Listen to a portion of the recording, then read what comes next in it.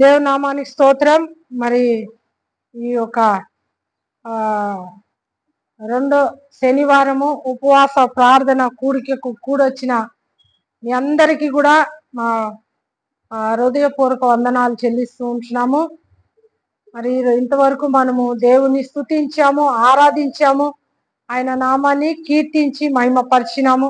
ఖచ్చితంగా ఈ ఉపవాస ప్రార్థనలో మరి కూడి వచ్చిన మీ అందరి జీవితంలో దేవుడు గొప్ప మేలును చేయనై ఉన్నాడు. ఆమెను చెప్పండి ఒకసారి, అందరూ అంగీకరించండి. ఆయన నిజంగా నమ్మండి, విశ్వసించండి. ఆయన దగ్గరకు వచ్చినటువంటి ప్రజలకు ఆయన ఎంత కనికరము కలిగిన వాడగా ఉంటున్నాడంటే, ఎంతమంది ప్రభు దగ్గరికి వచ్చి వారు కష్టముతో, బాధతో, వేదనతో, రోగముతో, అప్పు బాధతో, సమస్యలతో, పాపము విడిచిపెట్టలేని స్థితిలో మరి ఎంతమంది ప్రభు దగ్గరికి వచ్చారో వారందరి జీవితంలో దేవుడు గొప్పగా కార్యం చేశాడు. హల్లెలూయా. మరి పరిశుద్ధ గ్రంథంలో కూడా మరి యొక్క కలిగినటువంటి దేవుడు ఏ దేవుడు అంటే చెప్పండి? కనికరమును దయ కలిగినటువంటి దేవుడు. కనికరం గల దేవుడు, దయ కలిగిన దేవుడు, కరుణ, కటాక్షము, కృప, జాలి కలిగినటువంటి గొప్ప దేవుడు. చూడండి, లోకంలో మనం చూస్తాము చాలా మంది కఠినంగా ఉంటారు, కానీ మన దేవుడు మాత్రానికి ఆయన దగ్గర కఠినత్వం ఎక్కడ కూడా పరిశుద్ధ గ్రంథంలో కానీ ఎక్కడ కానీ లేదు. కొన్నిసార్లు తప్పు చేసి, పొరపాటు చేసి, ఇష్టానుసారంగా జీవిస్తూ, ఇచ్చలవిడిగా జీవిస్తూ, మరి గర్వముతో జీవిస్తూ, అహంకారంగా జీవిస్తున్నటువంటి, అన్యాయంగా అక్రమంగా జీవిస్తున్నటువంటి జనులు వారిని యేసయ్య హెచ్చరించినప్పుడు, వాళ్ళతో యేసయ్య మాట్లాడినప్పుడు వారిలో పశ్చాత్తాపం, వారిలో మనస్తాపన, వారిలో మారు మనసు, పశ్చాత్తాపం వచ్చి ప్రభుని ప్రార్థించినట్లుగా మనము పరిశుద్ధ గ్రంథంలో చూస్తాం. యోనా గ్రంథము 3వ అధ్యాయంలో మనం చూడబోతున్నటువంటి వాక్యం, 3వ అధ్యాయము. యోనాకి దేవుడు ఒక ప్రకటన చేసి చెప్తాడు, ఒక మాట చెప్తాడు, నీవు నినివే పట్టణానికి వెళ్ళుము. ఎందుకంటే ఆ నినివే పట్టణస్థులు వారు అన్యాయంగాను, వారు అక్రమంగా జీవిస్తున్నారు. వారు గర్వంగా, వారు ఎంత దుర్మార్గంగా జీవిస్తూ ఉంటున్నారు. కాబట్టి వాళ్ళ దగ్గరికి వెళ్ళి నువ్వు ప్రకటన చెయ్యము. మీ మీదికి మీరు చేసినటువంటి ఈ యొక్క అక్రమం, ఈ అన్యాయం, ఈ యొక్క మోసం, ఈ యొక్క దౌర్జన్యాన్ని బట్టి మీ మీదికి కీడు రాబోతుందని వెళ్ళి చెప్పమని దేవుడు యోనాతో అన్నాడు. అన్నప్పుడు యోనా నినివే పట్టణానికి వెళ్ళకుండా కనుక పోయి ఏమంటున్నాడు? నినివే పట్టణస్థుల యొక్క దోషము నా దృష్టికి ఘోరమైంది. ఘోరంగా జీవిస్తున్నారు వాళ్ళు, చాలా కఠినంగా, చాలా ఘోరం అంటే అంత దుర్మార్గంగా, అంత ఘోరంగా జీవిస్తూ ఉంటున్నారు. అయితే ఆ జనముకి నశించిపోవడము, లేదా వాళ్ళ ఆ యొక్క ఘోరమైన జీవితంలో, ఆ యొక్క దౌర్జన్యమైన జీవితంలో వాళ్ళు అలాగే నశించిపోవడము దేవుని చిత్తం ఎంత మాత్రం కూడా కాదు. దేవుడు పరిశుద్ధ గ్రంథంలో మనం చూస్తాము, దుష్టుడు తన దుర్మార్గాన్ని బట్టి వాడు నశించిపోవడము దేవునికి ఎంత మాత్రం సంతోషమో లేదు. ఎంత మాత్రం ఆయనకి ఏం లేదు చెప్పండి, సంతోషము లేదు. వాళ్ళు ఏం చేయాలంటే, ఆ దుష్టుడు దుర్మార్గులైనటువంటి, దుర్మార్గంగా, కఠినంగా, మరి మూర్ఖంగా జీవిస్తున్నటువంటి ప్రజలు, వారి మూర్ఖత్వాన్ని బట్టి, వారి దౌర్జన్యాన్ని బట్టి, వారి పాపాన్ని బట్టి, వారి ఇచ్చినవిడమైన జీవితాన్ని బట్టి వారు చనిపోతుంటే దేవుడు సంతోషపడేవాడు కాదు. ఎంత మంచి దేవుని కలిగి ఉన్నాం. హల్లెలూయా.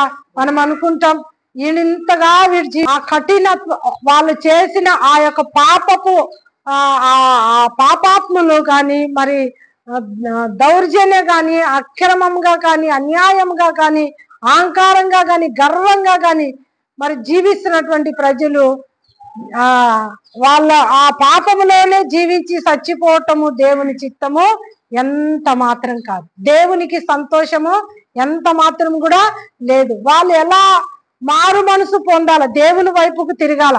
వారు దేవుని వైపుకు తిరిగి మారు మనసు పొంది వారు దేవుణ్ణిలో జీవించుటయే, దేవుణ్ణి అత్తుకొనుటయే, దేవుణ్ణి ప్రేమించుటయే దేవునికి సంతోషం. హల్లెలూయా. అర్థమవుతున్న మాటలు?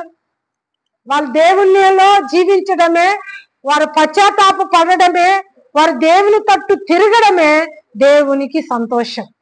ఈ యొక్క నినివే పట్టణస్తులు ఆ విధంగా వారు దౌర్జన్యంగా అన్యాయంగా అక్రమంగా వారు జీవిస్తున్న దాన్ని బట్టి దేవుడు అంటున్నాడు, యోనాతో నీవు వెళ్ళి వాళ్ళకి ప్రకటన చేయమంటే ఆయన ప్రకటన చేయడు, వెళ్ళడు, తర్షీషుకు పారిపోతాడు.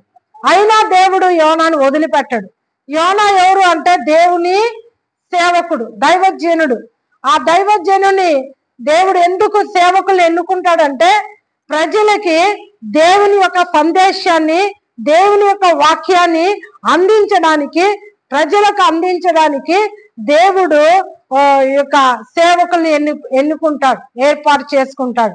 అయితే ఆ సేవకులు వెళ్ళి ప్రజలకు చెప్పినప్పుడు ఆ ప్రజలు ఏం చేయాలా? ఆ సేవకుడు చెప్పినటువంటి మాటకు ఎప్పుడైతే వింటారో, లోబడతారో, నిజంగా వారి జీవితంలో ఎంత గొప్ప ఆశీర్వాదాన్ని, బ్లెస్సింగ్ ను వాళ్ళు పొందుకుంటారంటే వారు సాక్షిగా, ఇక నేను ఏం చెప్పను, అంత గొప్ప మేలు ఆశీర్వాద వాళ్ళు పొందుకుంటారు. ఇక్కడ చూడండి, యోనా ప్రకటన విన్న వాళ్ళు ఆ నినివే పట్టణస్తులు మరి ఒక దిన ప్రయాణం, అంటే ఆ పట్టణం ఎంత పెద్దది అని మరి ఒక 3వ అధ్యాయంలో మనకు తెలియపరుస్తూ ఉంటున్నది. ఆ పట్టణం, ఆ నినివే పట్టణం ఎంత పెద్దది అని చెప్పి మనము చూస్తే అక్కడ 120,000 మంది అక్కడ జీవనం చేస్తూ ఉంటున్నారు, అక్కడ నివసిస్తూ ఉంటున్నారు. మరి 127,000 మంది 27,000 మంది అక్కడ నివాసనం చేస్తున్నప్పుడు ఆ 3 దినములంతా ప్రయాణం అంతా మనము నడిచి ప్రయాణం చేస్తే 3 దినములంతా పడుతుంది అనమాట, అదంతా పట్టణం తిరిగితే. అయితే ఆయన ఏం చేశాడు, ఒక్క దిన ప్రయాణం అంతా ప్రయాణం చేసి ఇక 40 రోజులకి ఈ యొక్క నినివే పట్టణం ఏమైపోతున్నది, నిర్మూలం. అంటే దేవుని యొక్క కీడు ఈ యొక్క పట్టణం మీదికి రాబోతున్నది అని ఈ యొక్క యోనా ప్రకటన చేశాడు, ప్రకటించినాడు.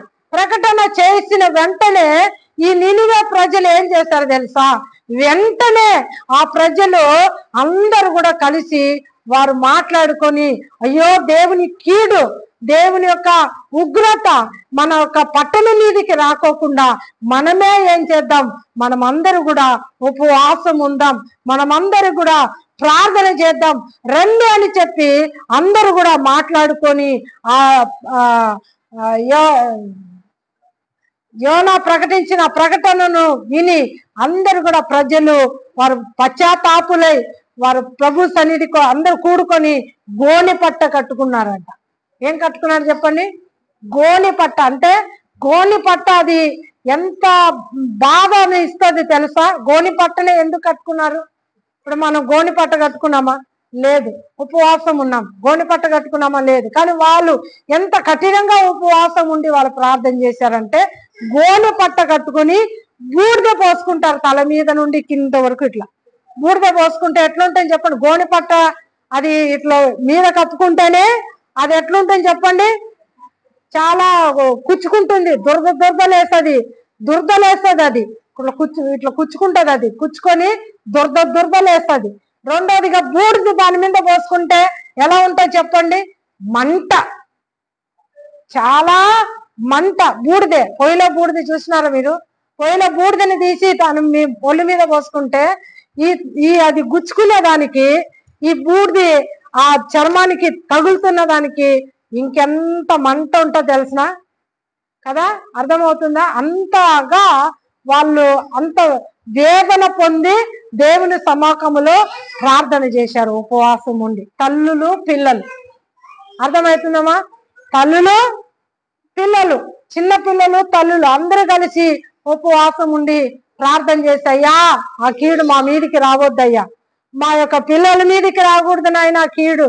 నాయన అది ఏ దోషమైనా ఏ కీడైనా, మేం చేసిన తప్పులు, మేం చేసిన అపరాధములు, మేం చేసినటువంటి అక్రమాలు మమ్మల్ని క్షమించు, మమ్మల్ని మన్నించు ప్రభువా, మా ప్రార్థనకి సహాయము, ప్రార్థన ఆలకించు, ఈ కీడు రాకుండా తొలగించుమని తల్లులు పిల్లలు అందరు కలిసి దేవుని సముఖములో మోకరించి ప్రార్థన చేస్తున్నప్పుడు ఈ వార్త ఎవరికి వినబడింది తెలిసిన?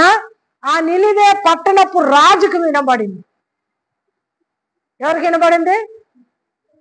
నినివే పట్టణపు రాజుకు ఈ వార్త వినపడినప్పుడు రాజు ఏం చేశాడు తెలుసా? ఆ రాజు కూడా సింహాసనాన్ని దిగొచ్చాడు. దేవుని ఎదుట రాజైనా వాళ్ళు ఎవరు చెప్పండి? సామాన్యుడే. రాజు ఉండొచ్చు, తనకు తాను రాజు ఉండొచ్చు, ఆ దేశానికో ఆ పట్టణానికో రాజు ఉండొచ్చు, కానీ దేవునికి కాదు, దేవునికి కాదు. రాజు ఎవరు అంటే మన యేసయ్యని. రాజు ఎవరు చెప్పండి? రాజులకు రాజు, ప్రభువులకు ప్రభు అయిన దేవుడు ఎవరు? మన యేసయ్యనే. ఆయన కింగ్ అయినా, ఆయన రాజు అయినా ఏం చేశారు చెప్పండి? ఆయన తెలుసుకొని ఆ వస్త్రాలను, మీరు ఆ 3వ అధ్యాయం అంతా చదవండి, చిన్నగానే ఉంది అది, ఆ 3వ అధ్యాయంలో అంతా మీరు చదవండి. ఆయన ఏం చేశాడంటే తెలిసిన? సింహాసనం దిగి వచ్చినాడు కిందికి. ఆ సింహాసనం మీద నుండి కిందికి దిగి వచ్చి ఆ రాజ వస్త్రాలను తీసివేసి పక్కన పెట్టి తాను కూడా గోనె పట్ట ధరించుకున్నాడు. హల్లెలూయా, అర్థమవుతుందా? తాను కూడా ఏం చేశాడు? గోనె పట్టను ధరించుకొని, ఇక ఆయన ఏం చేస్తాడు? తాను ఒక్కడే కాదు, తన యొక్క సైనికులు, తన యొక్క మంత్రులు, మన ఆ యొక్క పట్టణంలో ఉన్న వాళ్ళందరికీ కూడా చాటింపు వేపించాడు తన దూతల ద్వారా. ఆ పట్టణంలో ఉన్నవారు ఇప్పుడు కొంతమందే వచ్చి ప్రార్థన చేస్తున్నారు. ఆడ కొంతమంది నినివే ఆ పట్టణంలో ఉన్న వాళ్ళు యోనా ప్రకటన విని కొంతమందే కూడుకొని ప్రార్థన చేస్తున్నారు ఉపవాసం ఉండి. అయితే మరి ఈ రాజు విని రాజవస్త్రాలు తీసివేసి పక్కన పెట్టి గోనెపట్ట ధరించుకొని మరి దూతలకు చెప్పి పంపిస్తున్నాడు, మీరు వెళ్ళి ఈ పట్టణంలో ఉన్న వాళ్ళకందరికీ చాటింపు వేయండి, ఇక్కడ ఉపవాసం ఉండాలా. ఏముండాలి చెప్పండి? ఉపవాసం ఉండాలా. ఎవరెవరు ఉపవాసం ఉండాలా? పశువులు, గొర్రెలు, మేకలు, అర్థమైందా? గొర్రెలు, మేకలు, ఇంకేంటిది, అందరు కూడా పిల్లలు పెద్దలు అందరూ కూడా ఏం చేయాలి చెప్పండి? ఉపవాసం ఉండాలి. దేవుడు కనికరం మన మీదకి వస్తుంది, దేవుని దయ మన మీదకి వస్తుంది. వాళ్ళు తెలుసుకున్న ఒక సత్యం ఏంటి తెలిసిన? అక్కడ రాయబడి ఉంటుంది, వాళ్ళు ఆ దేవుని యందు విశ్వాసం ఉంచి, ఏముంచి? వాళ్ళు దేవుని యందు విశ్వాసం ఉంచి వారు ఉపవాసము ప్రార్థన చేశారు. దేవుని యందు విశ్వాసం ఉంచితే అది ఏ కార్యమైనా అది తప్పనిసరిగా ఏమవుతుంది? జరిగి తీరుతుంది. అసాధ్యమైనది ఏది కూడా లేదు. వాళ్ళు చూడ దేవుని యందు విశ్వాసం ఉంచారంట. నిజంగా మనం ఈ రీతిగా ఉపవాసం ఉండి మనం దేవుని సముఖంలో తల్లులు పిల్లలు అందరూ కూడా కూడుకొని మనం ప్రార్థన చేస్తే దేవుడు ఖచ్చితంగా మా ప్రార్థనకు ఆయన జవాబిస్తాడు. ఈ కీడును మా మీద, మా పిల్లల మీద, మా పట్టణం మీద రాకుండా ఆయన తొలగించి వేస్తాడని విశ్వాసముతో వాళ్ళు 3 రోజులు ఉపవాస ప్రార్థన చేశారు. ఉపవాస ప్రార్థన చేస్తే దేవుడు ఏం చేశాడంటే తెలిసిన? ఆ పట్టణం మీదికి, ఆ ప్రజల మీదికి ఆ కీడు రానివ్వకుండా ఆయన తొలగించి వేశాడు. చెప్పండి కొట్టి దేవుని నామాన్ని మహిమ పరుస్తారా? దేవునికే మహిమ కలుగును గాక. ఎందుకు మేము ఉపవాస ప్రార్థనను చాటింపు వేస్తున్నాం చెప్పండి? ఎందుకు సంఘములో ఎందుకు ఉపవాస ప్రార్థన ఎందుకు ప్రకటిస్తున్నాం అంటే మీ పనులన్నీ చెడగొట్టాలని మా ఉద్దేశమా? అమ్మ అర్థమవుతుందా? మీ పనులు చెడగొట్టాలని మా ఉద్దేశమా? కాదు. ఎందుకు చెప్పండి? మనం దేవుని దయ పొందుకోవాలా, మన దేవుని యొక్క కృప పొందుకోవాలా. ఆయన ఆల్రెడీ ఆయన దయను, ఆయన కృపను ఆయన మనకు చూపించి ఉన్నాడు.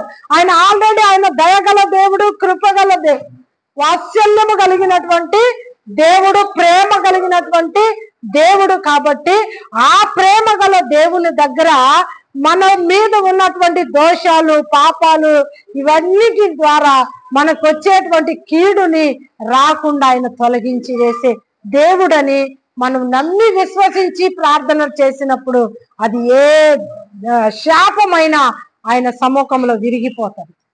హల్లెలూయా. అది ఎంత కఠినమైన ఏం జరుగుతుంది? అది తీరుతుంది. ఏదైనా కానీలే, సమస్య ఎంత పెద్దదన్నా కానీలే, ఎంత వ్యతిరేకంగా మనుషులు ఉండనిలే, ఎంత మన వల్ల కానిది మన వల్ల ఏమైతుందని చెప్పండి. కొన్నిసార్లు పరిస్థితులు వస్తే గన అసలు ఇట్లా కుప్పగా కూలిపోతుంటారు.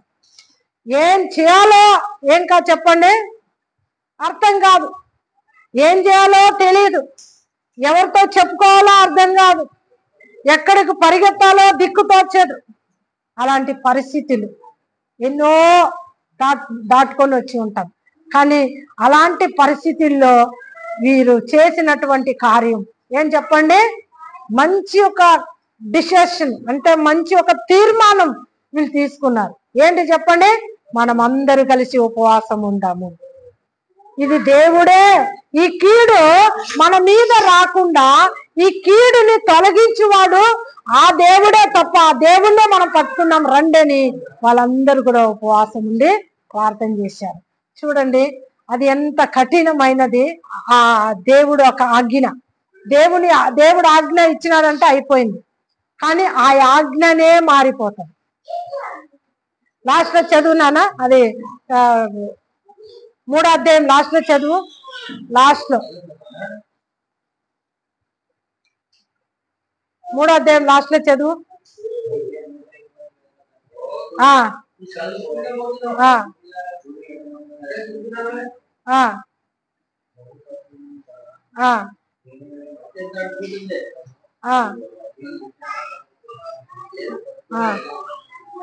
చూడు, నువ్వు ఎన్ని వేల మంది అంట?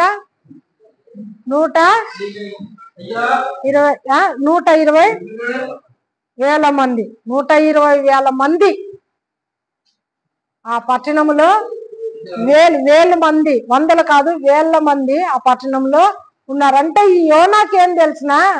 యోనా సేవకునికి ఒక ఆ పట్టణంలోకి వెళితే నేను చెప్పితే వాళ్ళు వినరు.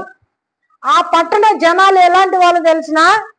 చాలా నేను చెప్పిన దానికి నాకే రివర్స్. అక్కడ అధ్యాయంలో చదివినప్పుడు తెలుసు వాళ్ళు ఎంత దౌర్జన్యం కలిగిన వాళ్ళని మనం చూస్తాము. అయితే నేను వెళ్ళి చెప్తే నా మాట ఎవరు వింటారు? ఇప్పుడు చూడండి, మా మాట ఎవరన్నా విన్నారా? సంఘంలో ఎంత మంది ఉన్నారు, ప్రకటన చేశాము, ఎవరన్నా విన్నారా? ఎవరికి కూడా ఏం కాలేదు, అర్థం అంటే ఎవరు కూడా మా మాటను ఏం చేయలేదు, గౌరవించి ఇది దేవుని సేవకుడు, దేవుని సేవకుల్లో నుండి దేవుడు చెప్తున్నాడు అని ఎవరు గౌరవించారు? ఎవరన్నా విన్నారా? కొంతమందే వచ్చి ప్రార్థిస్తున్నారు. హల్లెలూయా. అయితే ఆయన కూడా అదే డౌట్, ఆయనకు కూడా అదే బాధ. నేను వెళ్ళి చెప్తే ఎవరు వింటారు నా మాట? ఎవరు కూడా నా మాట వినరు. పైగా ఒకవేళ వారు నా మీద పడి కొడితే నేనేం చేయాలా? పోరే భలే చెప్పొచ్చినావు కానీ అంటే నేనేం చేయాలా అని నా భయపడి నేను పోను. ఎక్కడికి పోను, ఆ ఊరికి పోను అని యోనా అనుకున్నట్టుగా మనం అనుకోవచ్చు. ఎందుకు పోను అన్నాడు చెప్పండి? మరి దేవుని మాట ఎందుకు వినలేదు యోనా? ఆ పట్టణానికి వెళ్ళి ప్రకటించమంటే ఒకవేళ ఆ పట్టణం ఏమైపోవాలా? నశించిపోవాలి. ఆ ప్రజలు వాళ్ళు చేసినటువంటి దుర్మార్గాన్ని, వాళ్ళు చేసినటువంటి అన్యాయం, అక్రమము వాళ్ళు చచ్చిపోనిలే అనుకుంటున్నాడు ఎవరు? యోనా. అయితే నేను వెళ్ళి ప్రకటన చేస్తే ఒకవేళ వాళ్ళు మారు మనసు పొందుతారు, వాళ్ళు పశ్చాత్తాప పడతారు, దేవుని తట్టు తిరుగుతారు. మరి ఈ దేవుడు ఎలాంటి వాడు? ఆయన అంటాడు 4వ అధ్యాయంలో, చదువు నాన్న, 4వ అధ్యాయం కానీ చదువుకోండా, గట్టిగా చదువు. 4వ అధ్యాయం. చింతాక్రాంతుడై కోపగించు. ఎవరు చెప్పండి? యోనా కోపం చేసుకుంటున్నాడు. ఎందుకో కోపం చేయడానికి కోపం చేసుకుంటున్నాడు. చదువునా. యెహోవా నీవు దేవునితో అంటున్నాడు, యెహోవా దేవునితో అంటున్నాడు. ఏమంటున్నాడు? నీవు నా దేశముగా, నేను నా దేశంలో ఉండగా నీవు ఇట్లా జరుగుతుందని నేనేం చేసినాను? నేను అనుకున్నాను. నువ్వు ఇట్లా చేస్తావని నేను ముందుగానే అనుకున్నాను. అందువలననే నీవు ఏమంటున్నానా? బాగా నిదానం చదువు గట్టిగా. అందువలననే నీవు ఎవరంటే చూడండి, ఈ కోపంలో అయినా ఈ యోనా కరెక్ట్ గా చెప్తున్నాడు. కోపంలో అయినా కూడా ఏం చెప్తున్నాడు చెప్పండి? కరెక్ట్ గా చెప్తున్నాడు. నీవు చదువునా. కానీ కటాక్షమును, జాలియును, బహుశాంతమును, అత్యంత కృపయు గల దేవుడవై ఉండి పశ్చాత్తాపపడి కీడు చేయక మానుదు అని నేను తెలుసుకొని దానికి ముందుగానే తర్షీషునకు పారిపోతిని. చప్పట్లు కొట్టండి ఒకసారి. హల్లెలూయా. ఎవరంట చెప్పండి? మన దేవుడు ఎవరంట? దయా, కనికరము, దీర్ఘశాంతము, కృపయు కలిగినటువంటి దేవుడై ఉన్నాడంట. హల్లెలూయా. వాళ్ళకు వేళ పశ్చాత్తాపపడి వారి పాపమును ఒప్పుకొని వారు పశ్చాత్తాపపడి ఆయన తట్టు తిరిగి ప్రార్థన చేస్తే ఏం చేస్తాడు? ఆ కీడు వాళ్ళ మీద రాకుండా మానేస్తాడు. ఎవరన్నా ఉన్నారా అలాగా?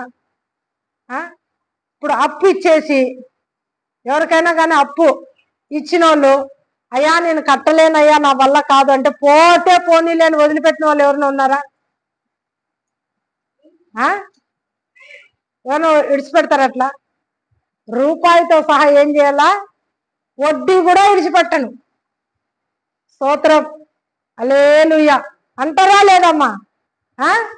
అయ్యా నేను కట్టలేనయ్యా, నా చేత కాదయ్యా, నా వల్ల కాదయ్యా అంటే వదిలిపెడతారా? ఎవరైనా వదిలిపెడతారా?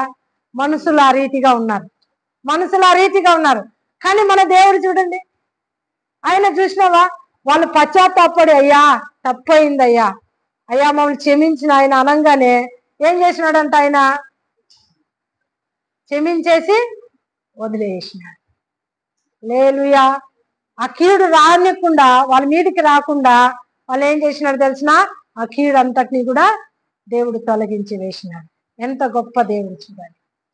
ప్రజలు ప్రభు దగ్గరికి వస్తే ఏ సమస్యతో అయినా సరే, ఏ బాధతో అయినా సరే, ఏ ఇబ్బందితో అయినా సరే, వాళ్ళు ఎటువంటి పాపములో బంధకాల్లో ఉన్నా సరే ఆయన దగ్గరికి వచ్చి అయ్యా అని ప్రార్థన చేస్తే, అయ్యా మమ్మల్ని క్షమించిన ఆయన, మా తప్పులు మన్నించిన ఆయన అని ప్రార్థన చేస్తే, లేదా నన్ను స్వస్థపరిచేయా అని ప్రార్థన చేస్తే, లేదా దేంట్లో ఏ బాధలో ఉన్నా వెళుతుంటే ఆ బాధల గుండా ఈ బాధ నుండి నన్ను విడిపించయ్యా, ఈ సమస్య నుండి నన్ను విడిపించిన ఆయన, ఈ కష్టం నుండి నన్ను విడిపించండి అయ్యా, ఈ కష్టంలో ఈ బాధలో ఇక నేను ఎన్నాళ్ళు బ్రతకాలయ్యా, ఎన్నాళ్ళు నాకు ఈ వేదన అని ప్రభువుకి 2 చేతులు ఎత్తి ప్రార్థన చేస్తే ఏం చేస్తాడంట ఆయన?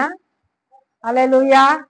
అలాగనే వారి సమస్య నుండి ఇట్లా తీసి ఇట్లా పక్కకు పెడతాడు.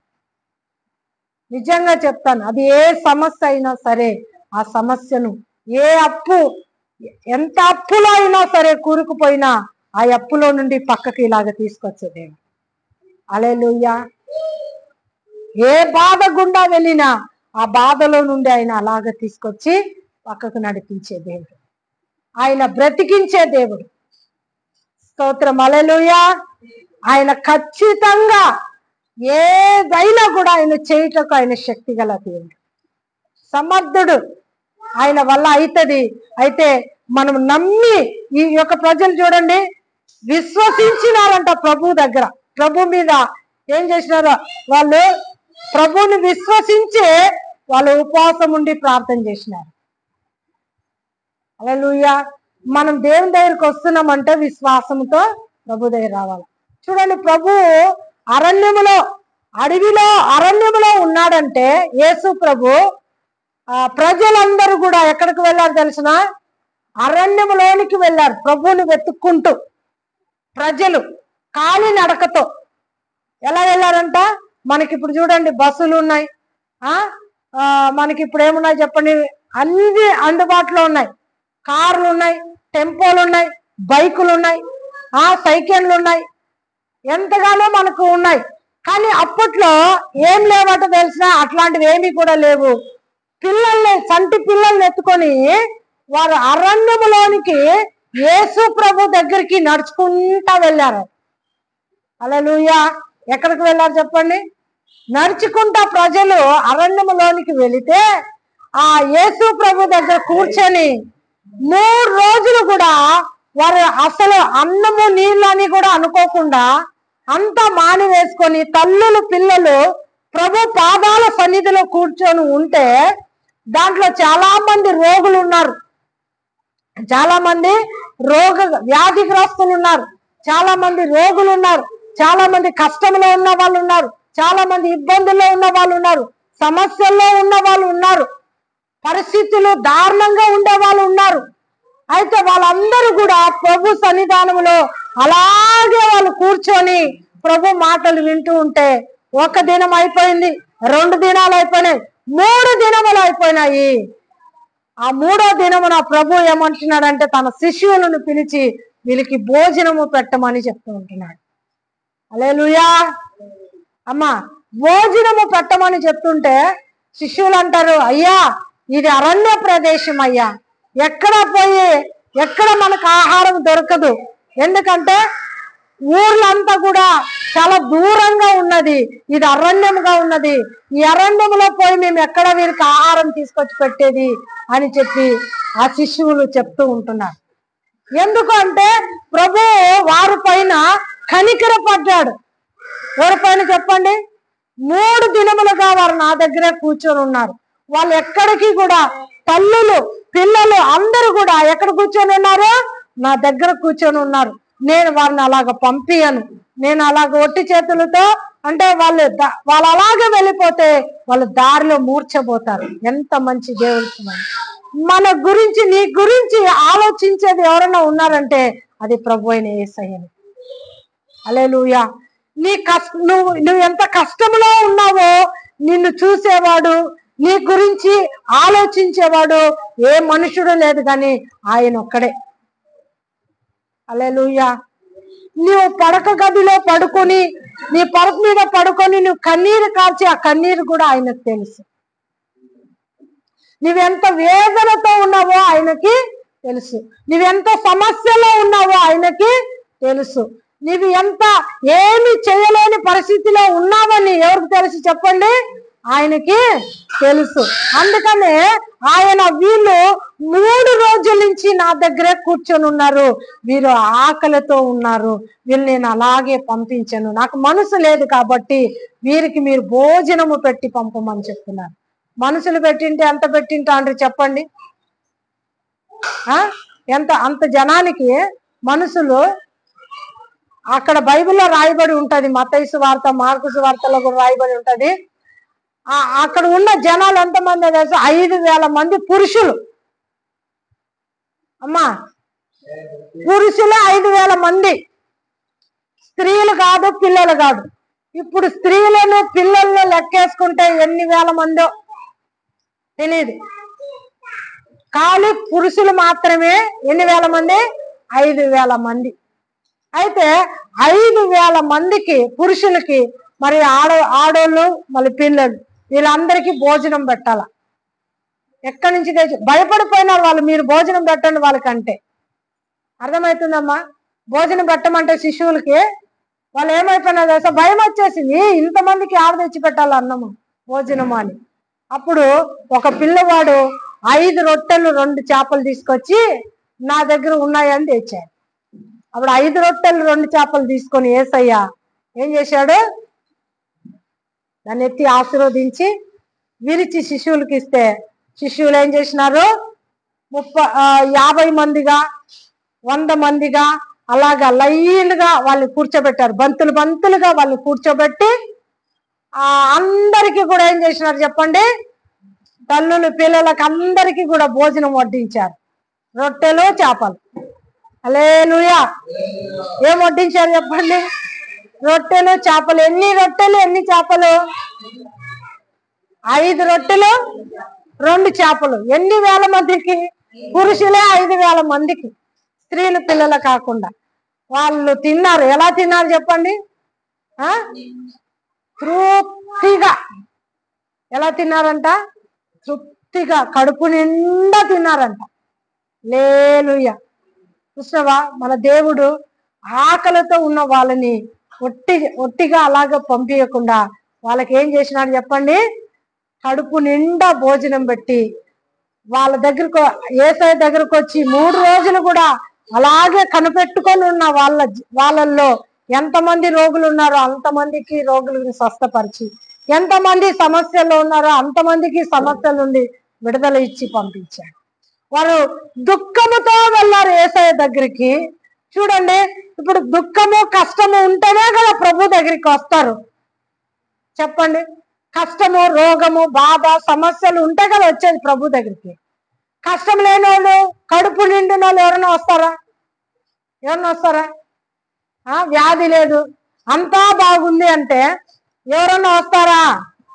దేవుని దగ్గరికి ఎవరన్నా వస్తారా? వచ్చిన వాళ్ళందరూ అలాంటి వాళ్ళే. అక్కడ వ్యాధిగ్రస్తులు, జ్వరాలతో ఉన్న వాళ్ళు, ఇంకా పాపములో జీవించుతున్న వాళ్ళు, ఆ పాపం నుండి విడుదల పొందలేని స్థితిలో ఉన్న వాళ్ళు, అలవాట్లకు గురైపోయిన వాళ్ళు. చూడండి, నేర్చుకునేటప్పుడు అలవాట్లు ఎలా నేర్చుకుంటారో తెలుసా? ఒక స్మోకింగ్ కానీ, ఒక పాన్ పరకలే కానీ, ఒక తాగుడే కానీ, ఒక జూజమే కానీ, ఒక వ్యభిచారమే కానీ ఎలాగ నేర్చుకుంటారు చెప్పండి వాళ్ళు? అది సింపుల్ గా, వాళ్ళకి ఏమంత కష్టం అనిపించదు. అట్లా ఆడుతూ పాడుతూ ఏం చేస్తారు చెప్పండి, వాళ్ళు నేర్చేసుకుంటారు, దాంట్లో పడిపోతారు వాళ్ళు. అదేదో అదేమా పెద్ద సంగతి ఏం కాదు, అదేం నేను జయించలేనిది కాదు, నేను వచ్చేస్తాను అన్నట్టు దాన్ని స్టార్ట్ చేస్తారు. కానీ దినాలు గడుస్తున్న కొద్దీ, నెలలు గడుస్తున్న కొద్దీ ఇక పట్టుకుంటుంది చూడది, అస్సలు వదలదు. హల్లెలూయా. ఎంత వదిలించుకున్నా అదేంగా చెప్పండి, వదలనే వదలదు. జనగ చూసినారా మీరు? జనగ అంటారు దాన్ని, తెలుసా? ఎంతమందికి తెలుసు జనగ? ఆ నీళ్ళల్లో ఉంటది అది. ఏమంటారు అంటే జనగ అంటారు కదా. అది పట్టుకునింది అనుకో అమ్మా, ఏం చేస్తా చెప్పండి, అస్సలు ఇడుస్తుంది. అది ఎంత పెట్టి లాగినా కూడా సాగుతుంది కానీ ఇస్తుంది. అది రక్తమే వచ్చేస్తుంది. అట్లా పాపము పట్టుకునింది అనుకో, అది ఏదో ఒక ఫ్రెండ్లీగా అనుకుంటారు, ఫ్రెండ్లీగానే ఏదో జాలితో దయతో వెళ్తారు అంతే. దయతో జాలితో, వాళ్ళ మీద దయను, వాళ్ళ మీద జాలిను, ఫ్రెండ్లీగాను ఏదో టైం పాస్కో వెళ్తారు. కానీ స్తోత్రం, హల్లెలూయా, అస్సలు దాంట్లో నుంచి రావాలంటే రాలేరు. ఎంత కష్టం తెలుసా? ఎంత జాలీగా, ఎంత చులువుగా అందులో పడిపోయి ఇక దాంట్లో నుండి రావాలంటే. అందుకే అంటాడు దావీదు, ఏమంటాడంటే ఆ పాపం అనేదంట పూడి బావు లాంటిదంట. పూడి బావి తెలుసా? పూడి బావి నీళ్ళు ఉండవు, దాంట్లో ఏముంటుంది చెప్పండి, ఉట్టి బురద ఉంటుంది. ఆ బురదలో కాలు పెడితేనే అయిపోయే సంగతి, రారు ఇంకంతే. అది ఈ కాలు పీక్కునకపోతే ఈ కాలు లోపలికి పోతుంది, ఆ కాలు పీక్కునకపోతే ఈ కాలు లోపలికి పోతుంది. ఇక మొత్తానికి అట్లే వెళ్ళిపోతుంది, అది లోపలికే పోతుంది. కానీ దానిలో నుండి పైకి వచ్చేకి ఉండదు, చాలా కష్టం, చాలా అది పట్టేసుకుంటది అనమాట. అలాంటి ప్రజలు కూడా అక్కడికి వచ్చారు. అలాంటి ప్రజలు కూడా వచ్చినప్పుడు ప్రభు ఏం చేసినాడు తెలిసిన? ఆయన ఒక్కడే విడిపించడానికి శక్తి గల దేవుడు, సమర్థుడు. హల్లెలూయా. ఎందుకంటే మనం చూస్తాము, ఆ వ్యభిచారపు స్త్రీ ప్రభు దగ్గరికి వచ్చినప్పుడు మనం ఇంకా నుంచి నువ్వేం చేయొద్దు, పాపం చేయొద్దంటే ఆమె చేయలేదు. ఎంతమంది చెప్పుంటారు పాపం చేయొద్దని. అమ్మా ఇది నీకు మంచిది కాదు, ఇది మంచిది కాదమ్మా, మంచి బుద్ధి కాదు, మంచి పద్ధతి కాదు, వదిలిపెట్టేది దీన్ని అని ఎంతమంది చెప్పింటారు. బంధువులు చెప్పింటారు, కన్నవాళ్ళు చెప్పింటారు, తోడబుట్టినోళ్ళు చెప్పింటారు. ఎవరి మాట అన్నా విన్నదా? హల్లెలూయా. ఎంత చెప్పింటారు, ఎందుకంటే అందులో పడిపోయిన రాలేదు వాళ్ళు. అయితే యేసయ్య చెప్పాడమ్మా, ఇక మీనట్టు నువ్వు పాపం చేయదు. యేసయ్య మాటకు శక్తి ఉన్నది, జీవం ఉన్నది. హల్లెలూయా. ఆనాటి నుండి ఆమె పాపం చేయకుండా ఉండిపోయాడు. మన మాటలో ఏం శక్తి ఉంది చెప్పండి, మన మాటలో ఏం జీవం ఉంది? మనం చెప్పే కొద్ది ఇంకెక్కువ చేస్తారు, అర్థమైందా? ఇంకెక్కువ చేస్తారు కానీ దాన్ని తక్కువ చేయరు. అందుకని మన చేతుల్లో ఏమీ కూడా ఉన్నదంతా ఎవరి చేతిలో? హల్లెలూయా. ఆయన విడిపించగలడు, ఆయన తన వాక్కును పంపగలడు. హల్లెలూయా. ఆయన వాక్కు శక్తి గలది, జీవము గలది, బలము గలది. ఆ వాక్కు పంపినాడంటే చాలు ఏమైపోతా చెప్పండి? విడుదల అయిపోతారు. అందుకనే శతాధిపతి తన దాసుడు పక్షవాయుతో పడి ఇంట్లో మంచం పట్టి ఉంటాడు.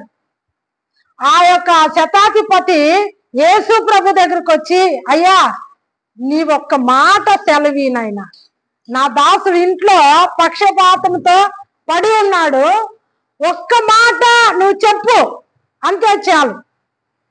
లేదులే నేను వస్తాను నీ ఇంటికి వచ్చి ఆ దాసుని స్వస్థపరుస్తాను అంటే, వద్దయ్యా నీకున్న అధికారం నాకు తెలుసు. హల్లెలూయా. అర్థమవుతుందా? ఆయన మాట మీద ఎంత నమ్మకం, ఎంత విశ్వాసం ఉన్నది చూడండి. అయ్యా నువ్వు నా ఇంటికి వచ్చేది వద్దు, నీవు మాట చెప్పు చాలు, ఒక్క మాట నువ్వు చెప్పు, నీ మాట చెప్తే నా దాసుడు స్వస్థత పొందుకుంటాడు. ఆయన మాటలో ఎంత శక్తి ఉన్నది చెప్పండి. ఆ మాట ఎప్పుడైతే సరేలే వెళ్ళు నీ దాసుడు స్వస్థత పొందినాడని చెప్పిన వెంటనే ఆ సేనాధిపతి ఏం చేస్తాడు తెలుసా? ఇంటికి వెళ్ళి అడుగుతాడు. ఎవరిని అడుగుతాడు? ఆ ఇంట్లో ఉన్న వాళ్ళని. ఆ ఇంట్లో ఉన్న వాళ్ళని అడిగితే ఆ ఇంట్లో వాళ్ళని ఏమని అడుగుతాడు శతాధిపతి అంటే, ఇతను ఏ గంటకు స్వస్థత పొందినాడు, ఇతను ఏ గంటకు లేచి కూర్చున్నాడు, ఇతను ఎప్పుడు బాగుపడ్డాడు అని చెప్పి వాళ్ళని అడిగితే, అయ్యా వాళ్ళు 1 గంటకని చెప్పారు. ఎన్ని గంటలకి? 1 గంటకి. ఈ శతాధిపతి సైనాధిపతి ఎక్కడున్నాడు తెలుసా? యేసయ్య దగ్గర ఉన్నాడు. ఎక్కడున్నాడు? యేసయ్య దగ్గర. ఈ శతాధిపతి యేసయ్య దగ్గర ఉన్నాడు 1 గంటకి. యేసయ్య మాట చెప్పింది ఎన్ని గంటలకి? 1 గంటకి. హల్లెలూయా. అర్థమవుతుందా? ఆయన మాట చెప్పిన వెంటనే చూడండి, అదే గడియలోనే, అదే సెకండ్లోనే ఆ దాసుడు స్వస్థత పొందాడు. హల్లెలూయా. కృష్ణవా, ఆయన వాక్కుకి ఎంత శక్తి ఉన్నదో, ఆయన మాటకి ఎంత శక్తి ఉన్నది చెప్పండి. ఎట్లాంటిదైనా సరే, ఎన్ని సంవత్సరాలు అయిందో అతను పక్షవాతంతో పడి, ఎన్ని మందులు వాడారో, ఆ పక్షవాతానికి ఎన్ని మందులు వాడారో, ఎన్ని డాక్టర్లు ఎంతమంది చెప్తే చూడండి. మనం ఏదైనా రోగంతో పడి ఉన్నా అది ఆ రోగం బాగు చేసుకోవడానికి ఎవరేం చెప్పినా చేస్తారా లేదా చెప్పండి. ఆ నూనె రాయమంటే నూనె రాస్తారు, ఆ ఆకు కట్టంటే ఆ ఆకు కడతారు, ఇది చేయమంటే ఇది చేస్తారు, అది చేయమంటే అది చేస్తారా లేదా? అయితే ఎన్ని చేసినారో వాళ్ళు, ఎన్ని సంవత్సరాల నుంచి చేసినారో కానీ యేసయ్య ఒక్క మాటకి ఏమైపోయింది? పక్షవాతము బాగైపోయింది. ఆ గడియలోనే, ఆ నిమిషంలోనే బాగైపోయింది. కాబట్టి దేవుని బిడ్డలారా, ఆయన వాక్కుకు శక్తి ఉన్నది, ఆయన వాక్కుకు జీవం ఉన్నది. పేతురు రాత్రంతా కూడా చేపలు పట్టడానికి ప్రయాసపడతాడు, రాత్రి అంతా కూడా. ఎందుకంటే బెస్త వాళ్ళు చేపలు పట్టుకునే వాళ్ళు ఏ టైంలో చేపలు పడతారు తెలుసా? రాత్రి కాలంలోనే చేపలు పడతారు. ఈ యొక్క చేపల పట్టే దాంట్లో వీళ్ళు ఆరితేరిన వాళ్ళు, బెస్త వాళ్ళు, పేతురు, యోహానులు, వీళ్ళు చేపల పట్టుట్లో చాలా అనుభవం కలిగినటువంటి వాళ్ళు.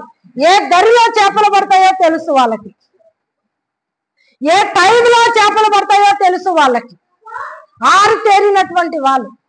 అలాంటి వాళ్ళు రాత్రి అంతా కూడా వాళ్ళు ప్రయాసపడ్డారు, చేపలు దొరకలేదు. యేసు ప్రభు వచ్చాడు, పేతురు వల కడుక్కుంటున్నాడు. లూకా సువార్త 5వ అధ్యాయంలో ఉంటది. పేతురు వల కడుక్కుంటూ ఆ దరిని అలా బాధపడుకుంటా ఉంటాడు. పేతురు అయ్యో చేపలు పడలేదు కదా, ఇంటికి వెళ్ళి ఏం చేయాలి ఇప్పుడు అని చింతతో, బాధతో, బేజారుతో ఆ వల, చేపలు పడలేదు కదా అని కడుక్కుంటా ఉంటాడు. ఆ వలలో ఉన్న చెత్త చెదారం రాత్రి పడి ఉంటది కదా, వలలేసే ఆ సముద్రంలో ఉన్న పాచి, ఆ చెత్త చెదారం అంతా వలలో ఇరుక్కో ఉంటే దాన్ని అంతా ఇలాగా క్లీన్ చేసుకుంటా ఆ సముద్రం ఒడ్డులో కడుక్కుంటా ఉంటాడు, దోణి పక్కకు పెట్టి. యేసు ప్రభు వస్తాడు. యేసు ప్రభు వచ్చి, సీమోను, పేతురు, నీ దోణిలో నాకు కాస్త చోటి అంటాడు. చోటిస్తాడు. ఎక్కి యేసు ప్రభు కూర్చుంటాడు. యేసు ప్రభు ఎక్కి కూర్చుని తర్వాత ఏమంటాడు? వాళ్ళకందరికీ వాక్యం చెప్పి, ఇప్పుడు నీ దోణిను నువ్వు కొంచెం లోతులోనికి పోని అని చెప్తాడు. పేతురికి చెప్పితే లోతుకు తీసుకుపోతాడు. లోతుకు తీసుకుపోతే ఆ దోణిలో కూర్చున్నప్పుడు యేసు ప్రభు చెప్తాడు, ఇప్పుడు ఓడ ఎక్కడ పోయింది? లోతుకు వెళ్ళింది. యేసు ప్రభు అంటాడు, నీ వల వేయమంటాడు. హల్లెలూయా.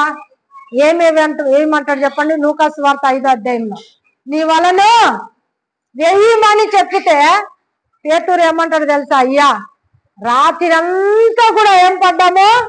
ప్రయాసపడ్డాం. రాత్రి అంతా కూడా మేము కష్టపడ్డాం, మాకేం దొరకలేదు, చేపలు దొరకలేదయ్యా, ఇప్పుడు ఏం చేపలు దొరుకుతాయి అన్నట్టుగా మాట్లాడాడు.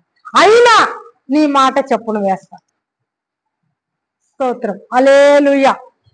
పేతురు దేవుని మాట మీద విశ్వాసం పెట్టి, దేవుని మాటను నమ్మి, పేతురు ఏం చేశాడు? అంత బెజారులో, అంత బాధలో, దుఃఖంలో ఉన్నాడు.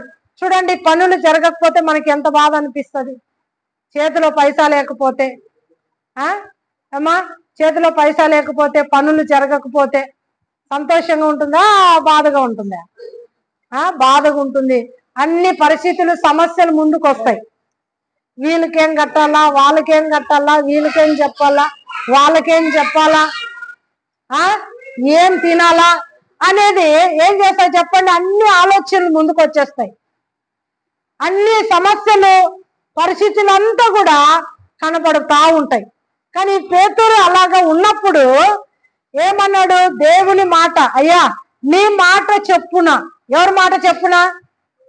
నీ మాట చెప్పున నేను వల వేస్తానని చెప్పి పేతురు ఆ మాటకి లోబడి వల వేసినాడు.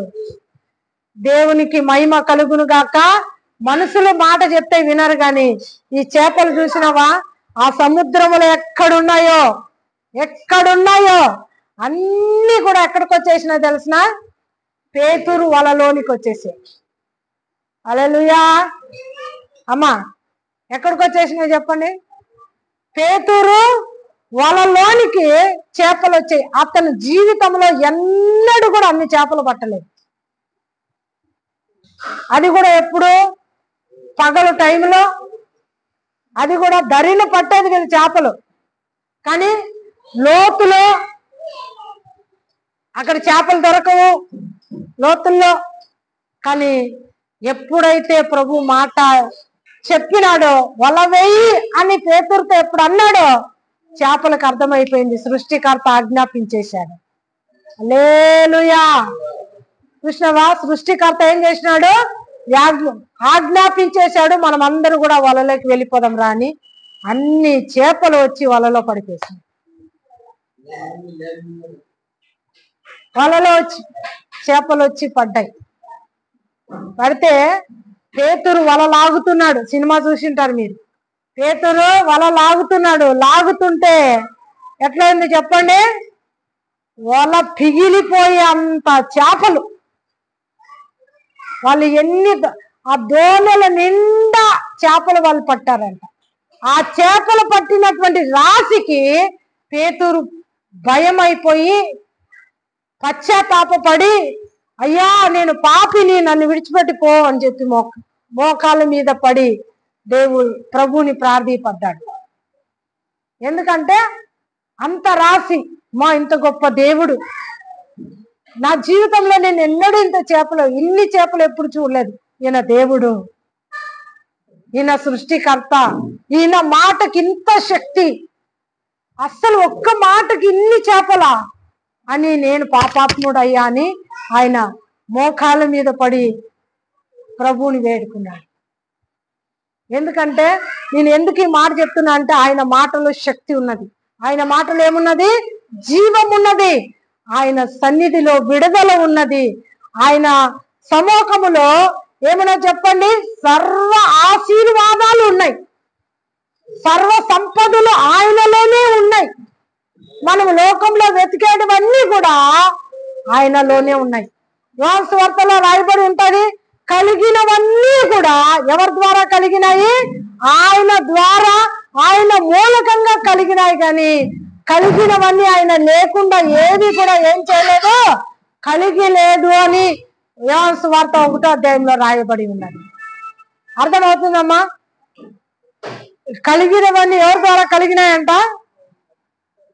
దేవుని ద్వారానే, మన యేసయ్య ద్వారానే కలిగి ఉన్నాయి. కాబట్టి మన బతుకు జీవితం ఎంత సమస్యల్లో ఉన్నా, ఎంత పరిస్థితిలో ఉన్నా అస్సలు కొంచెం కూడా డౌట్ లేదు.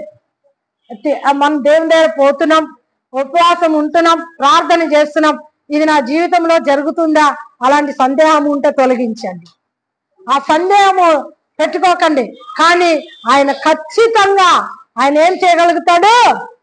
చేస్తాడని నమ్మకం, విశ్వాసముతో రండి. అది ఏదైనా విశ్వాసముతో ప్రార్థించండి, అది అసాధ్యమైన సాధ్యపరుస్తాడు. హల్లెలూయా. ఇప్పటి వరకు మనం ఎన్నో చేసి ఉండొచ్చు, ఇప్పటి వరకు మనం ఏదేదో మనము బాధలు పడి ఉండొచ్చు, ఎవరెవరికో చెప్పుకొని ఉండొచ్చు, ఎక్కడెక్కడికో వెళ్ళి ఉండొచ్చు. కానీ ప్రభు సన్నిధికి వచ్చినప్పుడు ఆయన తప్పకుండా ఏం చేస్తాడు? ఆయన నీ జీవితంలో కార్యము చేస్తాడు. నిన్ను విడిపిస్తాడు. ఖచ్చితం, నిన్ను విడిపిస్తాడు. నీకు సహాయము చేస్తాడు. ఇంతవరకు ఏ సహాయము లేకుండా నువ్వు ఉన్నావేమో, ఇంతవరకు కష్టంలోనే ఉన్నావేమో, ఇంతవరకు దుఃఖంలోనే ఉన్నావేమో, ఇంతవరకు వ్యాధిలోనే ఉన్నావేమో, ఇంతవరకు సమస్యల్లోనే ఉన్నావేమో, నీ సమస్యకు పరిష్కారమే లేదని డిసైడ్ అయిపోయి ఉన్నావేమో, ఇక నేను బ్రతికినంత కాలం ఇది నాదెంతనే ఉంటది అనుకుంటున్నావేమో. కానీ నా ప్రభు ఒక్క మాట చేత ఏం జరుగుతాయి చెప్పండి? అద్భుత కార్యం. యేసయ్య యొక్క మాట చేత ఏం జరుగుతుంది? అద్భుత కార్యము జరుగుతుంది, ఆశ్చర్య కార్యము జరుగుతుంది. హల్లెలూయా. కాబట్టి ఆయన యందు విశ్వాసం ఉంచుదాం. ప్రార్థన, ఉపవాసము ఈ యొక్క విశ్వాసముతో ఉపవాసం ఉండి ప్రార్థన చేస్తున్నాం కదా, చూడండి మీరు రాబోయే దినములు ఇక్కడ జనము సరిపోరు. ఈరోజు కొద్ది మంది ఉన్నామేమో అని, కానీ అయితే ఇక్కడ ప్రతి నెల 2వ శనివారం జరుగుతున్నటువంటి ప్రార్థన, ఉపవాస ప్రార్థన కూడికకు, ఆదివారము ప్రార్థన కూడికకు జనులు ఎక్కడెక్కడి నుంచి, గ్రామాల నుంచి, పట్టణాల నుండి, జిల్లాల నుండి, తాలూకాల నుండి ప్రజలు రాబోతున్నారు. దేవుడు తీసుకురాబోతున్నారు. వస్తున్న ప్రతి వారి జీవితంలో దేవుడు అద్భుతం చేయబోతున్నారు. వారు ఏ కష్టంతో వచ్చినా, వారు ఏ సమస్యతో వచ్చినా, వారు ఏ వేదనతో వచ్చినా, వారు ఎంత రోగముతో, ఎలాంటి రోగముతో వచ్చినా ఆ రోగమును కూడా స్వస్థపరిచే దేవుడు. ఎందుకంటే మనం పరిశుద్ధ గ్రంథంలో చూస్తాము, సువార్తలలో యేసు ప్రభు దగ్గరికి ఎంతమంది రోగులు వచ్చారో అంతమంది స్వస్థత పొంది వెళ్ళినట్లుగా చూస్తాం. ఇక్కడ ప్రభు ఆయన హస్తము, ఆయన బాహు చాపి ఉంటున్నాడు. జనులని ఆయన విడిపిస్తా ఉంటున్నాడు, స్వస్థత పరుస్తా ఉంటున్నాడు. తాగుబోతులకి దేవుడు విడుదలైపోతున్నాడు. వ్యభిచారపు తలంపులు, ఆలోచన కలిగిన వాళ్ళొక మార్పును ప్రభు ఇస్తూ ఉంటున్నాడు. ఇంకా ఏ బంధకాల్లో కట్టబడి ఉన్నారు, మాంత్రిక చేతబడి కట్లతో కట్టబడి ఉన్నటువంటి వాళ్ళ కట్లు కూడా అక్కడ తెగిపోతున్నాయి. దయ్యాలు, దురాత్మలు, చీకటి శక్తులు ప్రజలు వదిలిపోతూ ఉంటున్నాయి. ఇది దేవుడు చేయబోతున్న కార్యం. నమ్మి విశ్వసించాలా. కార్యము ఆరంభము అల్పమైనను అది అంతం ఎలా ఉంటదంటే చాలా ఉన్నతంగా, మహిమకరంగా ఉంటదని విషయాన్ని తెలుసుకోవాలి. హల్లెలూయా. దేవుడు కదులుతున్నాడు ఈ స్థలంలో. ఆయన సంఘం, ఆయన సంఘం సన్నిధికి వచ్చి ఆయన సంఘానికి వస్తున్న ప్రతి ఒక్క బిడ్డకి ఆయన గొప్ప విడుదలనిస్తాడు. వచ్చిన మీ జీవితంలో మీరు అందరు కూడా ఎవరో ఒక్కరు కాదు, మీరందరూ సాక్షి ఇక్కడ చెప్తారు. ఎవరికో ఒకరు జరిగిందని కాదు. నమ్మి విశ్వసించి ఉపవాసంతో ఇక్కడ వచ్చి మాతో కలిసి ప్రార్థన చేసిన మీ అందరి జీవితంలో దేవుడు ఒక సాక్షిగా ఇక్కడ నిలబెట్టుకొని ఆయనకు మహిమ తెచ్చుకోబోతున్నాడు. హల్లెలూయా. ఎందుకంటే ప్రభు మాటలో శక్తి, జీవము, ఆయన మాటలో ఆ మహిమ ఉన్నది. కాబట్టి అది చనిపోయి ఉన్నా, అది సమాధి చేయబడి ఉన్నా ఏం చేస్తా చెప్పండి, ఆ సమాధిలో నుండి కూడా లేపుటకు ఆయన శక్తి గల దేవుడు. హల్లెలూయా. సమాధిలో నుండి కూడా ఆయన లేపగలుగుతాడు. చచ్చిపోయినటువంటి విధవరాలు కుమార్తెను ఆయన ఏం చేసినాడు చెప్పండి, ఆమె మీద కనికరపడి దయ చూపించి ఆమె కుమారుణ్ణి బ్రతికించి ఆమెకి ఇచ్చాడు. హల్లెలూయా. చచ్చిపోయి పాడి మోసుకొని పాతి పెట్టడానికి తీసుకొని వెళుతున్నటువంటి కుమారుణ్ణి, హల్లెలూయా, చచ్చిపోయి సమాధి చేయబడి చనిపోయి పాడి ఎక్కడికి సమాధి చేయటానికి పాడిని ఎత్తుకొని పోతున్నారు. నలుగురు మోసుకొని వెళుతున్నారు. తల్లి ముందర ఏడ్చుకుంటూ వెళుతుంది, రొమ్ము కొట్టుకుంటా. అయ్యో నా కుమారుడా అని రొమ్ము కట్టుకుంటా ఏడుస్తుంటే ఆ తల్లి ఆమెను చూసి, ఆమె రొమ్ము కొట్టుకునే చూసి, ఏడ్చేది చూసి యేసయ్య ఆమెను కనికరపడ్డాడు. కనికరపడి ఆమెకి ఏం చేసినాడు చెప్పండి, ఆ పాడిని కిందకి దించమని ఆ చచ్చిపోయిన కుమారుని చేయి పట్టుకొని లేపి బ్రతికించి ఆ యొక్క విధవరాలికి అప్పగించాడు. హల్లెలూయా. ఇదేదో కట్టు కథ కాదు చెప్తున్నది, బైబిల్లో యేసు ప్రభు చేసిన కార్యం. ఎందుకంటే చెప్పండి, ఆయన కనికరము గలవాడు. మన దేవుడు ఎవరు చెప్పండి, కనికరము గలవాడు, దయ కలిగిన వాడు, కృప కలిగిన వాడు. ఎంతమంది దగ్గరికి వెళ్ళావో ఎవ్వరూ నీకేమీ చేయలేదేమో ఇంతవరకు. ఎంతమందికి చెప్పుకున్నావేమో, ఏడ్చావేమో, కన్నీళ్లు కార్చావేమో, ఎవ్వరు కూడా నీ కన్నీటికి దయ చూపించలేదు. నీ కష్టానికి వారు అయ్యో పాపం కూడా అనలేదేమో. హల్లెలూయా. కానీ ప్రభు చూడండి, ఇక్కడ ఆయన దగ్గరకు వచ్చినటువంటి ప్రజలందరికీ కూడా, ఆయన వైపు తిరిగి ప్రార్థన చేస్తున్న వాళ్ళందరికీ కూడా ఆ కీడు, ఆ నినివే పట్టణస్థుల మీదకి కీడు రాకుండా ఆ కీడు అంతటిని కూడా ప్రభువే తొలగించి వేశాడు. దేవుని నామానికి స్తోత్రం. ఆయన దగ్గరికి రావాలండి. నేను రాను, ఎక్కడో ఉంటాను, ఇక్కడికి ఆయనే రావాలి అని దిమాకు చేయకూడదు. ఏం చేయకూడదు చెప్పండి? దాన్ని ఏమంటారంటే గర్వం. గర్వము, గర్విష్ఠులకి దేవుడు ఏమైనాడు చెప్పండి? విరోధి. గర్వము అహంకారం కాదు, కానీ ఏముండాలి చెప్పండి? తగ్గింపు. తన్ను తాను తగ్గించుకున్నాడు అంటే హెచ్చించబడతాడు. హల్లెలూయా. ఎవరైనా సరే ఆయన సన్నిధానములో వినయము, విధేయత కలిగి ఆయన పాదాలు పట్టుకుని, చూడండి వీళ్ళు ఈ నినివే పట్టణస్తులు ఏం చేశారు చెప్పండి? అందరూ కూడా రాజు, నేను రాజు, నేను కింగ్, నేనెందుకు, మీరందరూ చేయండి, నేను చేయనని చెప్పి అనలేదు. కానీ ఆయనకి ఎవరు చెప్పలేదు, వీళ్ళు పోయి చెప్పలేదు అయ్యా ఉపాస ప్రేయర్ రాను. ఆయన తెలుసుకుని ఉన్నాడంట. ఆయన తెలుసుకొని అడిగి మరీ కనుక్కొని ఆయన సింహాసనాన్ని దిగి వచ్చాడు. ఎందుకు? ఆయనే రాజు. హల్లెలూయా. ఎవరు రాజు? ఆయనే రాజు. ఈ ప్రపంచాలను సృష్టించిన వాడే ఆయన.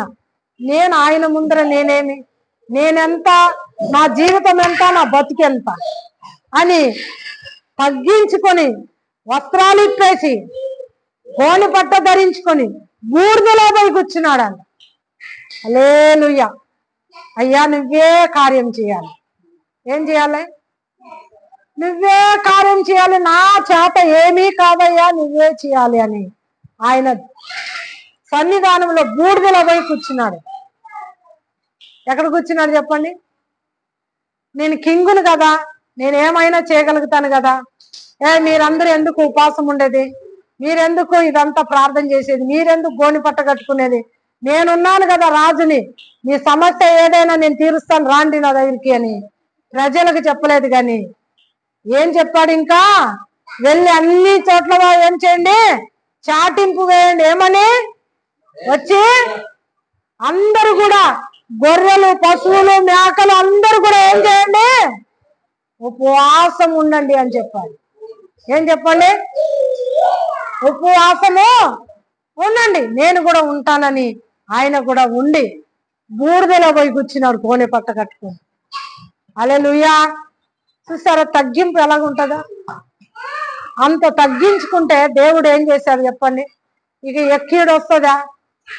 అస్సలు దాని వాసన కూడా రాలేదు. వీళ్ళ ఛాయకు కూడా రాలేదు. అది ఏమైపోయింది? ఆ కీడంతా కూడా తొలగించబడి ఉన్నది.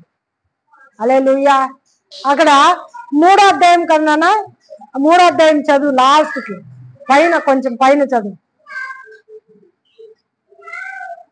లేకుండా 3వ అధ్యాయం అంతా చదువుకుంటుందా? 3వ అధ్యాయం చదువు.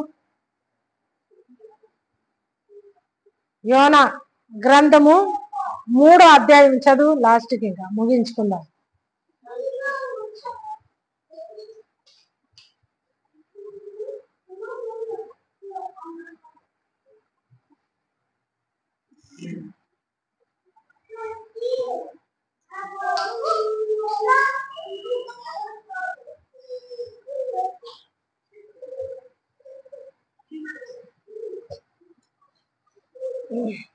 చదువు.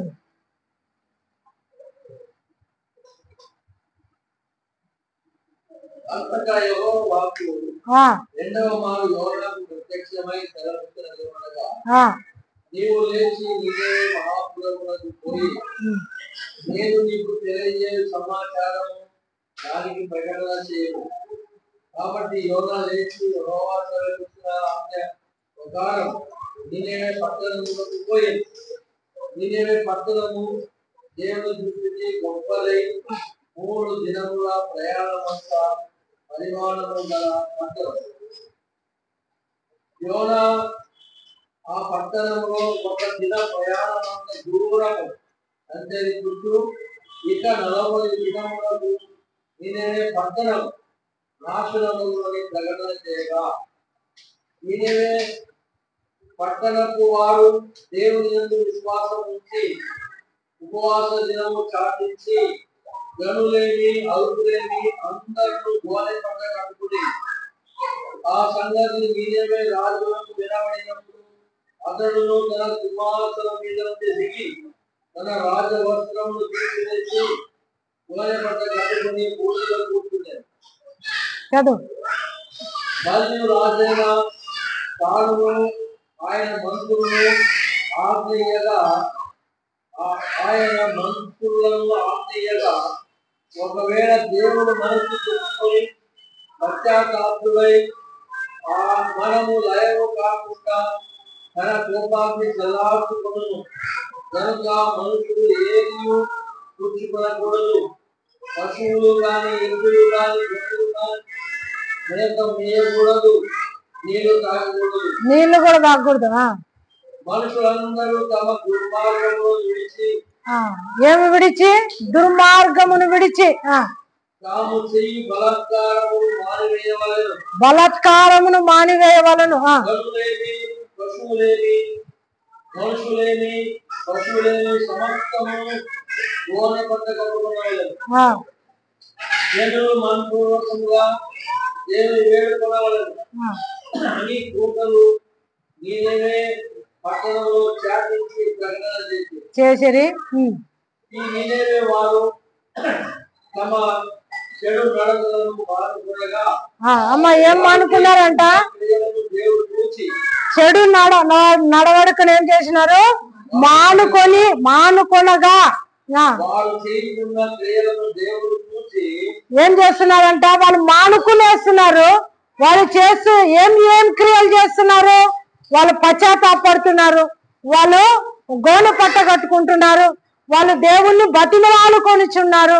అయ్యా మా తప్పు క్షమించు, అయ్యా మా అపరాధము క్షమించు, మా అతిక్రమములు క్షమించు నాయనా అని వాళ్ళు చేస్తున్న క్రియలన్నిటిని కూడా దేవుడు చూస్తున్నాడు. చదవండి. చూచి పశ్చాత్తాపుడై చూడు, దేవుడు చెప్పినాడు కీడు చేయక మానెను. హల్లెలూయా. ఇంకా అయిపోయిందా? కీడు చేయక ఏం చేసినాడంట? తాను అనుకున్నాడు ఆయన ఈ కీడు చేస్తాను వీళ్ళకి అని, వీళ్ళని నాశనం చేస్తాను అనుకున్నాడు. కానీ ఏం చేసినాడు? చేయకుండా మానేసుకున్నాడు. హల్లెలూయా. ఏం చేయలేదు? కీడు చేయకుండా మాని వేసేసినాడు. దేవుడే ఏం చేసినాడు? మాని వేసినాడు. ఎందుకంటే వాళ్ళు అలాగా దేవుని దగ్గర పశ్చాత్తాపడుతున్నారు. వాళ్ళు అలాగా ఏమేం చేశారో వాళ్ళు అవన్నీ ఒప్పుకుంటున్నారు. ప్రభు సన్నిధానంలో ఒప్పుకొని పశ్చాత్తాప పడుతుంటే దేవుడు ఏం చేసినాడు? వాళ్ళకి అంతా కూడా దేవుని సముఖంలో అంతా కూడా ఏమైంది? వారు పశ్చాత్తాపులై దేవుణ్ణి ప్రార్థించగా ఆ కీడు రాకుండా ఏమైపోయింది? మాని వేసినాడు దేవుడు. హల్లెలూయా.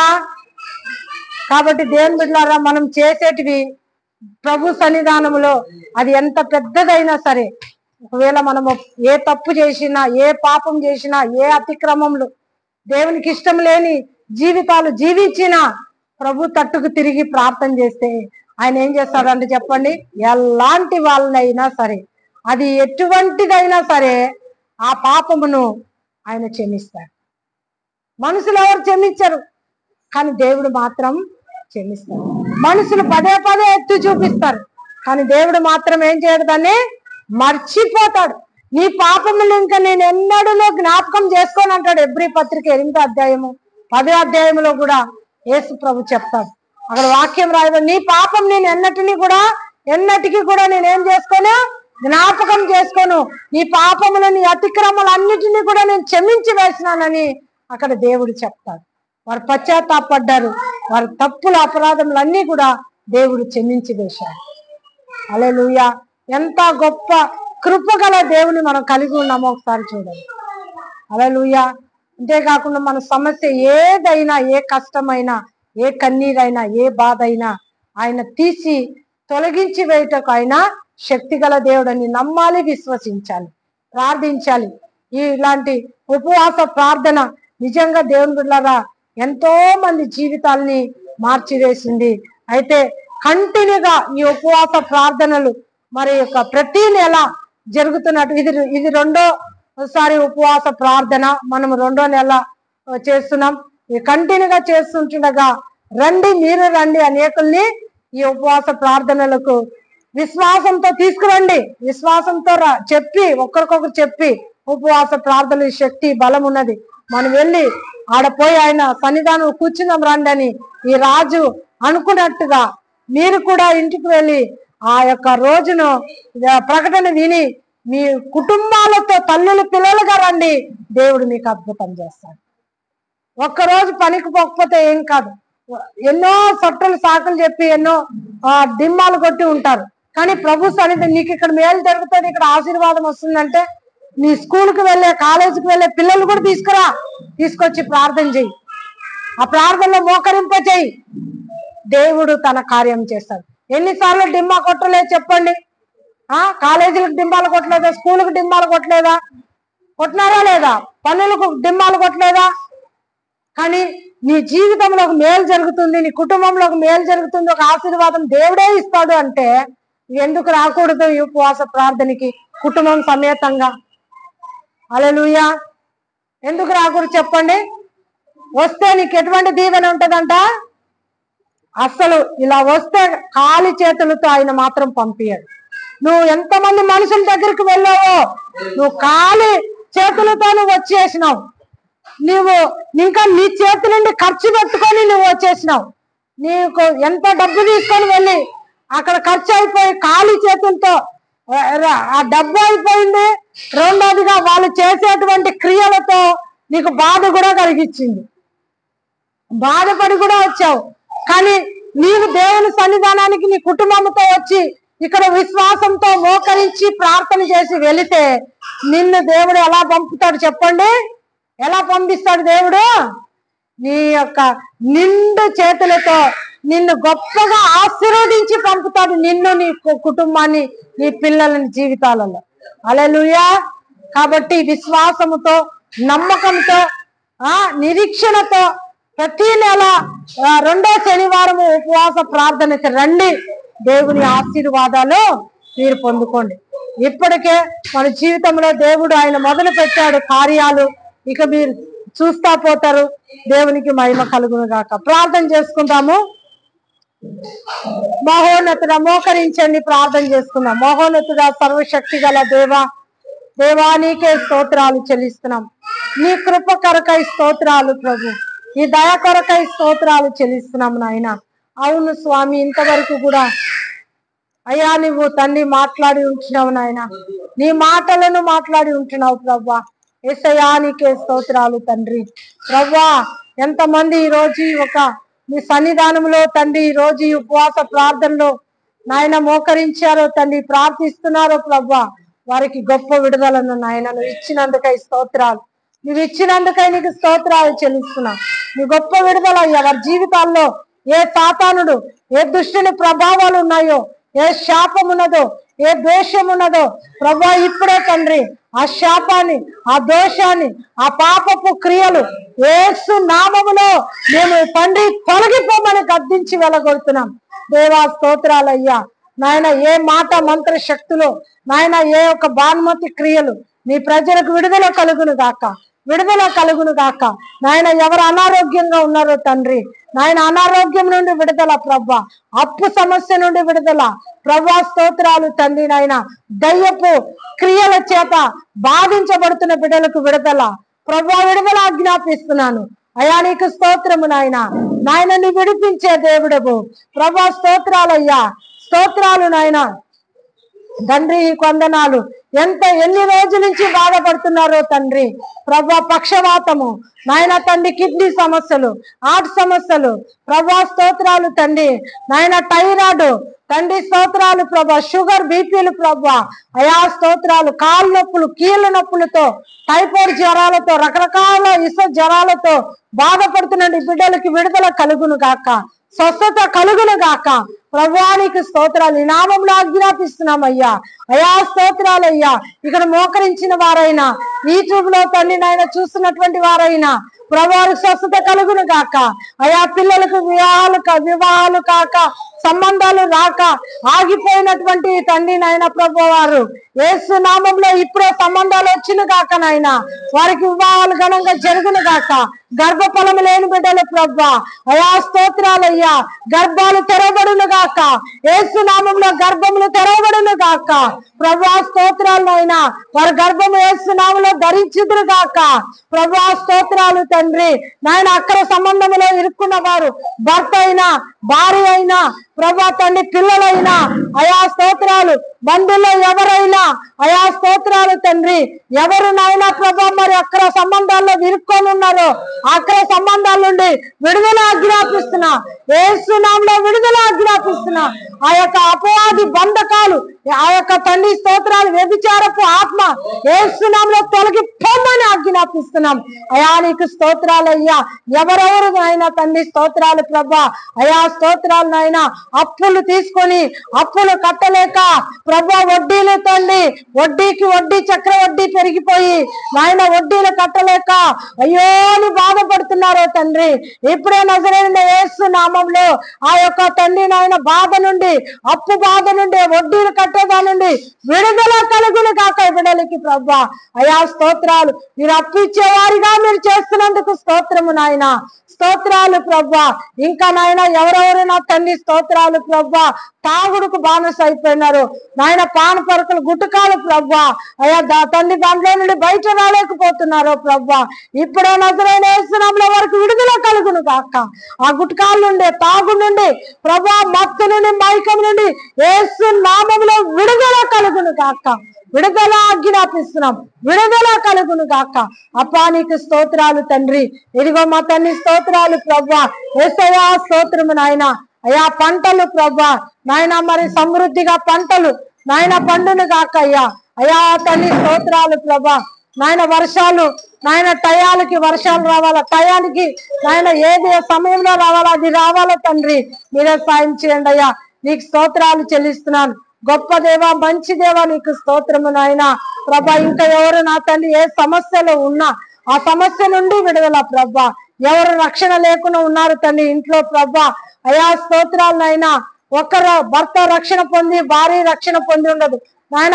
భర్త భార్య రక్షణ పొందితే పిల్లలు తల్లి అయా అత్త మామ నాయన ఎవరు నాయన వారి బంధువులు నాయన స్తోత్రాలు ప్రభా. రక్త సంబంధంలో నాయన ఎవరు రక్షణ లేదో వారికి యేసు నామములో రక్షణ కలుగును కాక నాయన. నీ సువార్త వారు అంగీకరించుదురు కాక, వారికి రక్షణ కలుగును కాక యేసయ్యా స్తోత్రము నాయన. దారిద్రం, పేదరికం యేసు నామములో తొలగిపోవును కాక. ఏ ఇంట్లో ప్రభా ఫైనాన్స్ ప్రాబ్లం, ఏ ఇంట్లో దారిద్రం, ఏ ఇంట్లో నాయన ప్రభా శాపములదో యేసు నామములో శాపము తొలగిపోవును కాక. ఆ దారిద్రము తొలగిపోవును కాక. సమృద్ధి కలుగును గాక నాయన. స్తోత్రాలు ప్రభా, అద్భుతం చేయండి నాయన. స్తోత్రాలు చెల్లిస్తున్నాం. నీకే మహిమ కలుగును గాక యేసయ్యా స్తోత్రాలు. ఈ ప్రార్థన అన్నిటికీ కూడా నువ్వు జవాబిస్తున్నందుకై స్తోత్రాలు ప్రభా. స్తోత్రాలు నాయన. అయా జనులు తండ్రి వారి కన్నీటితో ఉండడం నీ చిత్తం కాదు, వారి బాధతో వేదనతో ఉండడం నీ చిత్తం కాదు, సమస్యల్లో నాయన ఇరుక్కుపోయి ఉండడం నీ చిత్తం కాదు. అది నీకు సంతోషం కాదయ్యా ప్రభా. నీ బిడ్డలు విడుదల పొంది నాయన ప్రభా దీవెనలు పొంది, రక్షణ పొంది, మారు మనసు పొంది, స్వస్థత పొంది ప్రభా నిన్ను మహిమపరచుటే నీ చిత్తము నాయన ప్రభా. అద్భుతం చేయండి అయ్యా. స్తోత్రము నాయన. రాజా ఈ ప్రార్థన మీరు విని దేవా స్తోత్రాలు. ప్రార్థనలో ఏకీభవించిన యూట్యూబ్ లో కానీ ఇక్కడ నాయన ప్రభా మోకరించిన బిడ్డల్లో నీవు అద్భుతం చేస్తున్నందుకు స్తోత్రము నాయన. దేవా ఈ ప్రార్థన ఆలకించినందుకు స్తోత్రాలు ప్రభా. స్తోత్రాలు చెల్లిస్తుంటున్నాము నాయన. ఆయన నీకే మహిమ తెచ్చుకుంటున్నందుకై స్తోత్రాలు. ఈ ప్రార్థన దేవాన్ని పరమందును చేర్చుకున్నందుకై స్తోత్రాలు నాయన. చెవిటి వారి చెవులు తెరవబడాలయ్యా నాయన. స్తోత్రాలు తండ్రి. అపవాది ఎవరు కట్టిన కట్లు తెగిపోవాలయ్యా, బంధకాలు తెగిపోవాలా. నీవే కార్యం చేయి నాయన. సమస్త ఘనత మహిమ ప్రభావములు దేవా నీకే చెల్లిస్తూ యేసు నామములో ప్రార్థించి వేడుకున్నాం పరలోకపు తండ్రి. ఆమేన్.